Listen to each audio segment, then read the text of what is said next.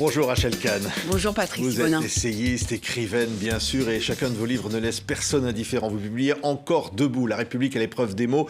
Vous aviez écrit Racé il y a quelques années, c'est aux éditions de l'Observatoire. Vous êtes la cible d'attaques régulièrement. Je cite la dernière en date, vous êtes traité de lâche et d'ordure sur les réseaux sociaux. Comment vous vivez cela ? Écoutez, j'ai pas l'impression que ce soit ma personne qui soit véritablement attaquée. Après, dans le même mouvement, je constate qu'à chaque fois que j'écris un livre, je suis attaquée. Donc peut-être qu'à un certain endroit, je vise assez juste sur ce que je décris, en tout cas sur ma pensée humaniste, universaliste, qui dérange aujourd'hui. On est dans une guerre contre tout ce qui peut nous réparer. On est dans une guerre évidemment contre la République, mais aussi contre cet humanisme en fait qui est l'esprit de notre République. Et à chaque fois que j'écris ma pensée, je suis attaquée. Oui. Donc en fait, je me dis c'est pas véritablement moi qui suis attaquée, mais plutôt nos fondamentaux. Et je sais que beaucoup de nos concitoyens et ceux qui aiment la langue française aussi le ressentent Oui. comme ça. Mais je voudrais citer un extrait de votre livre. Vous dites, pour résumer les extrêmes, en regardant mon expérience personnelle, pour l'extrême gauche qui ne veut pas m'entendre, je serai donc raciste et islamophobe. Je rajouterai peut-être lâche et une ordure, pour rajouter des arguments. Et pour l'extrême droite qui ne regarde que ma couleur, je serai woke et gauchiste. Pour les deux, et d'un commun accord, je suis une banania. C'est ça que vous dites. Exactement. Et c'est ce pourquoi j'ai écrit ce livre. C'est-à-dire, en fait, écrire un livre, et je repense aux mots de Salman Rushdie, c'est se retrouver avec sa pensée. Aujourd'hui, pour mieux vous mettre des cibles dans le dos, on vous traite de lâche, d'ordure, d'islamophobe, etc.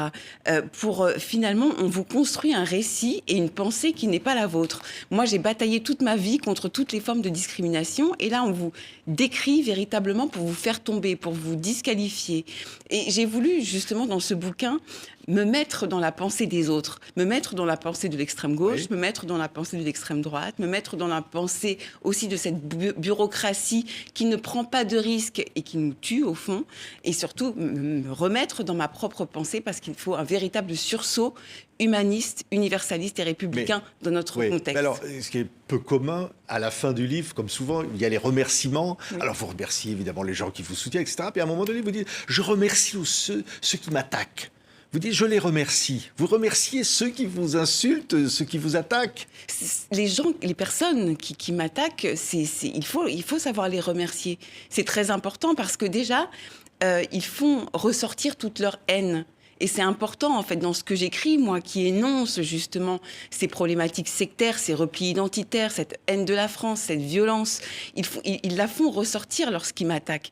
Et puis, par ailleurs, moi, j'aime progresser dans la vie. Donc, je prends toutes les attaques comme une manière de me remettre aussi en question et de progresser. Et surtout, ça me permet de continuer à écrire et de toujours mettre en œuvre ma liberté d'expression. Oui, mais ça rappelle aussi qui vous êtes, Rachel Kahn. Et vous l'écrivez aussi dans ce livre. Je vous cite encore une nouvelle fois. Je connais l'infériorité d'être noire, l'inhumanité d'être une vermine juive, la violence d'être musulmane face à l'islamisme, la fragilité postcoloniale d'être blanche. Avec tout cela, on me dit clivante. Oui. Vous savez, je comprends aujourd'hui ces attaques. Je vous ai dit que c'est l'universalité, l'universalisme qui est attaqué. Mais au fond, justement, moi, j'ai ça dans mon sang. J'ai ces notions-là. Ce n'est pas des notions pour moi. C'est quelque chose de très concret que j'ai dans mon sang. Et au fond, c'est mon existence même qui est attaquée. Parce que mon existence ne correspond pas à ces dogmes, ces replis identitaires, ce sectarisme, cette haine de la France.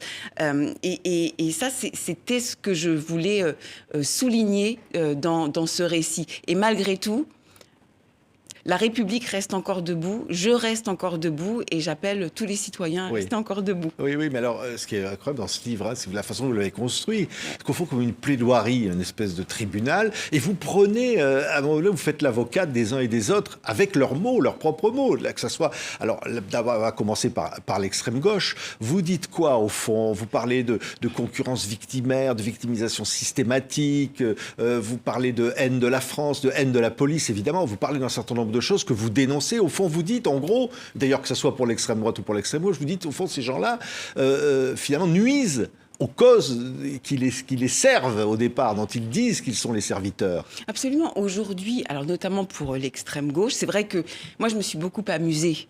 Dans un contexte très douloureux, très difficile au niveau international, j'ai voulu m'amuser en énonçant en fait ce qui nous fragilise.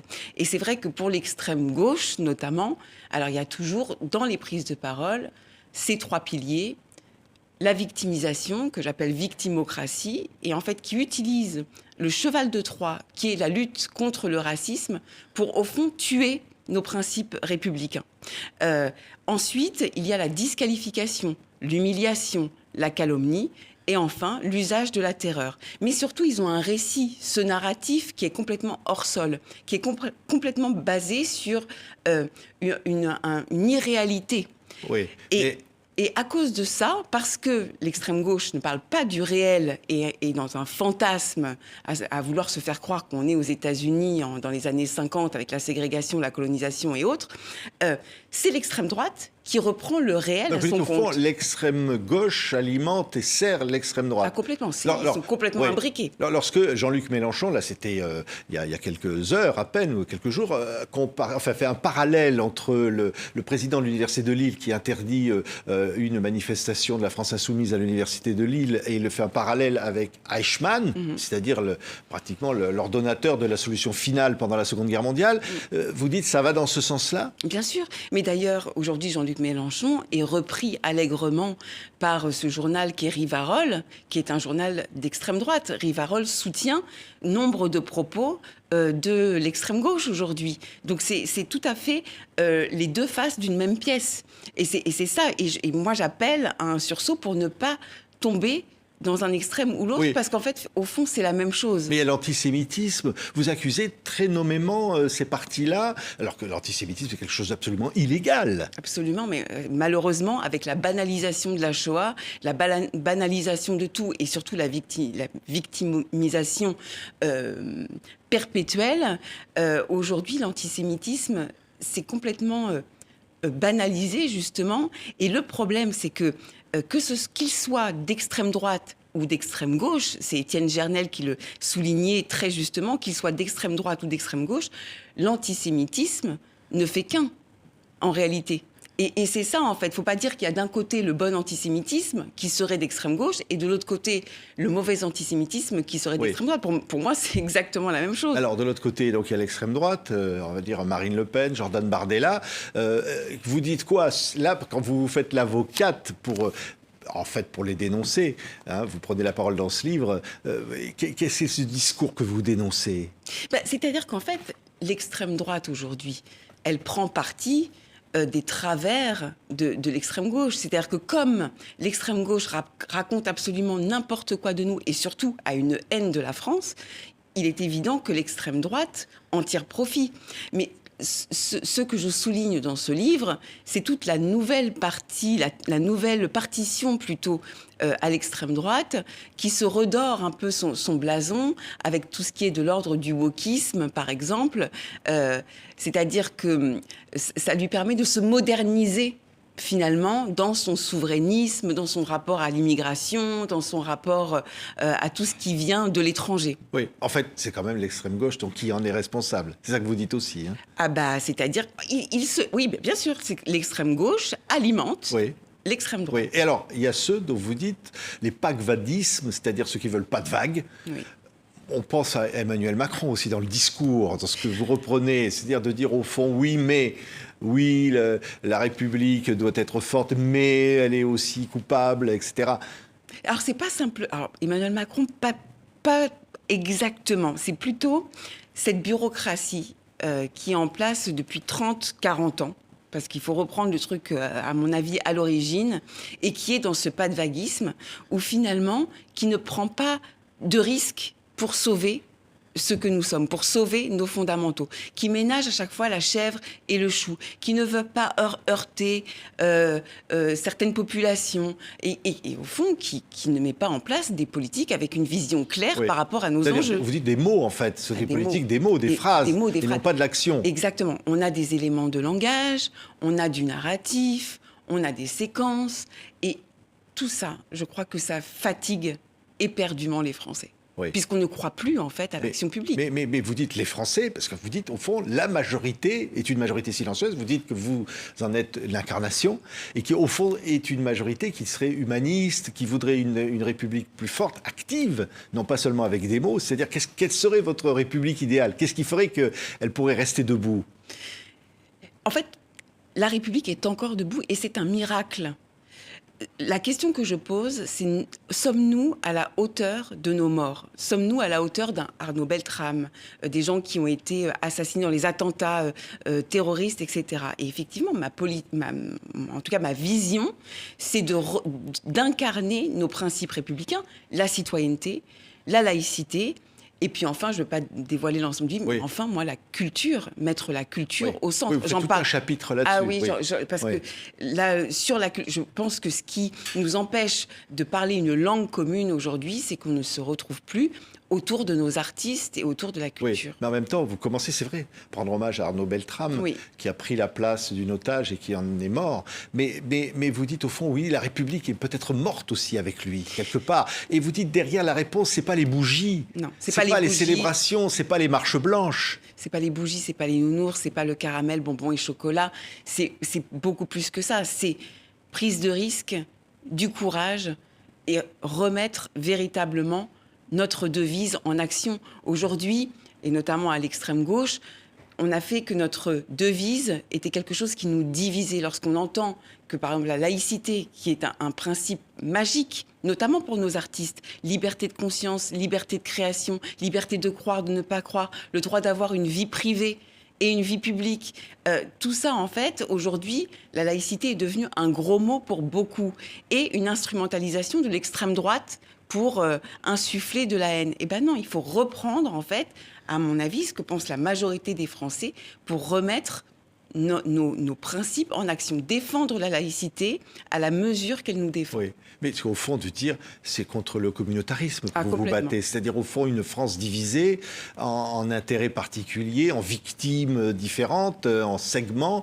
différents, qui n'ont finalement plus de lien entre elles. C'est exactement ça. Encore debout, on ne tiendra pas en France si on n'embrasse pas l'intégralité de notre richesse, c'est-à-dire qui est multiple. On a une histoire en France, on a une histoire mondiale entre l'Europe de l'Est, l'Afrique, tous ces continents en fait qui nous réunissent en un seul pays.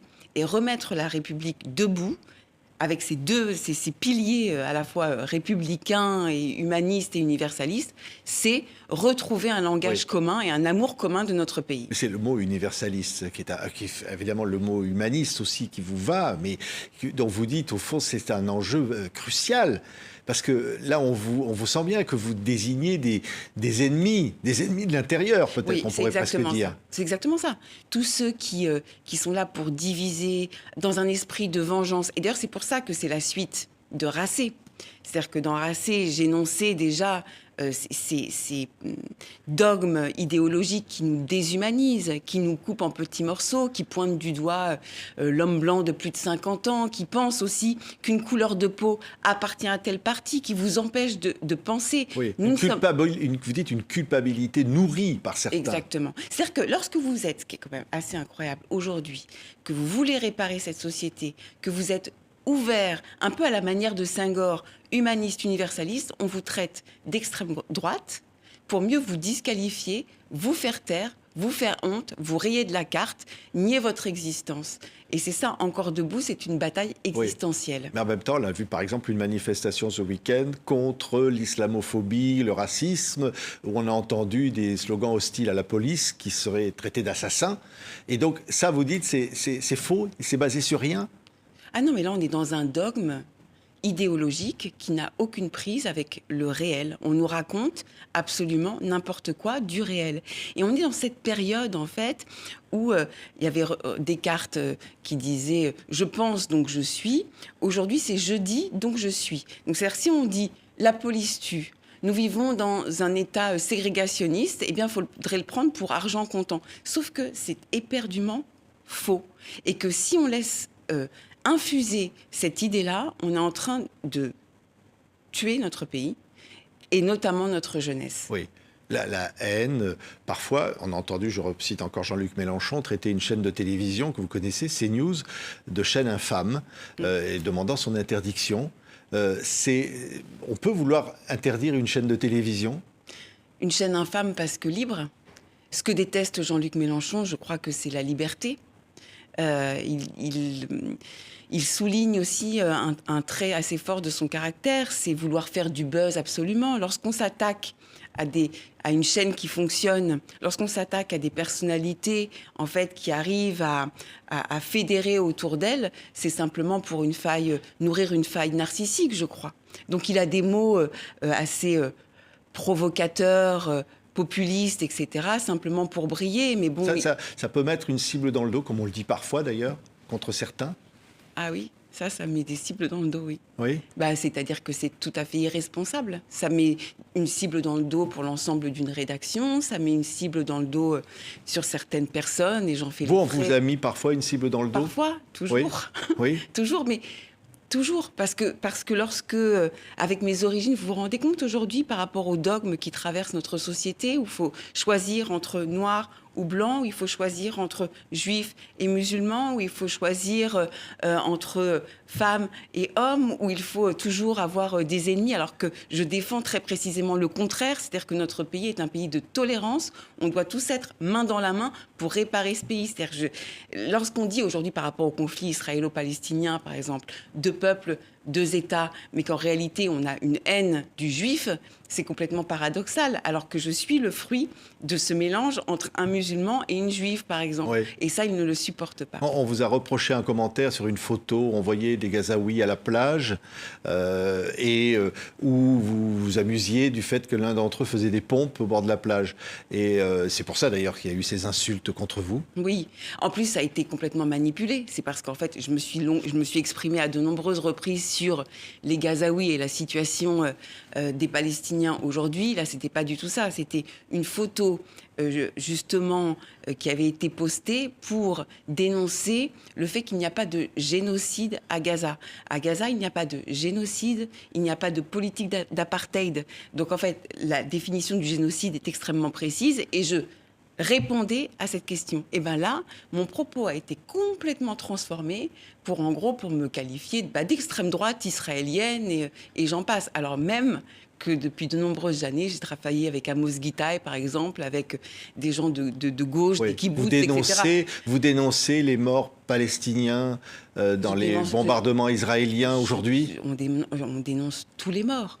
Mais après, cette manière qu'a le Hamas d'aller sous les tunnels, d'aller sous les hôpitaux, d'aller sous les mosquées, etc., pour mettre en danger sa population, c'est absolument barbare et honteux. Le premier responsable de cette tuerie dans la bande de Gaza, c'est le Hamas, avec le 7 octobre, et avec comment il mène cette guerre sur le dos des Palestiniens. Oui. Et la République française, quelque part, subit les conséquences de tous ces conflits-là, aujourd'hui. Oui, c'est aussi ça. C'est-à-dire qu'on a aussi toute une population qui veut se faire croire qu'elle a une histoire qui, en réalité, n'est pas la sienne. On a une population qui est sensible au sort des Gazaouis, ce qui peut s'entendre. Oui, mais ça peut s'entendre, mais j'aimerais que tout le monde soit sensible à toutes les injustices du monde entier,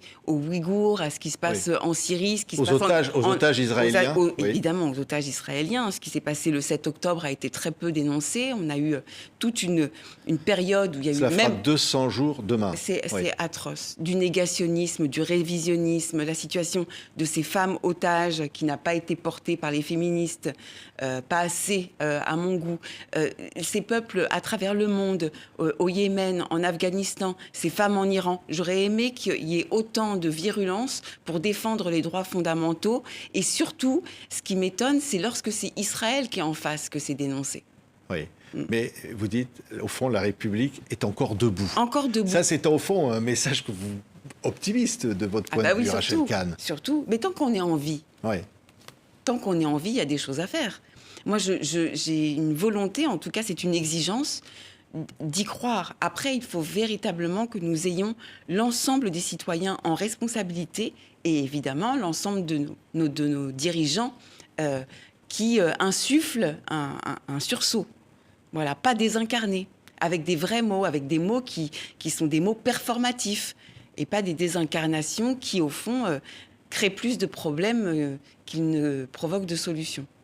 Merci Rachel Kahn. Merci à vous, Patrick. Encore debout, la République à l'épreuve, des mots aux éditions de l'Observatoire. C'est vous, ce sont vos mots justement. C'est votre langage, c'est votre combat, j'allais presque dire. Merci d'avoir été notre invité. Merci beaucoup.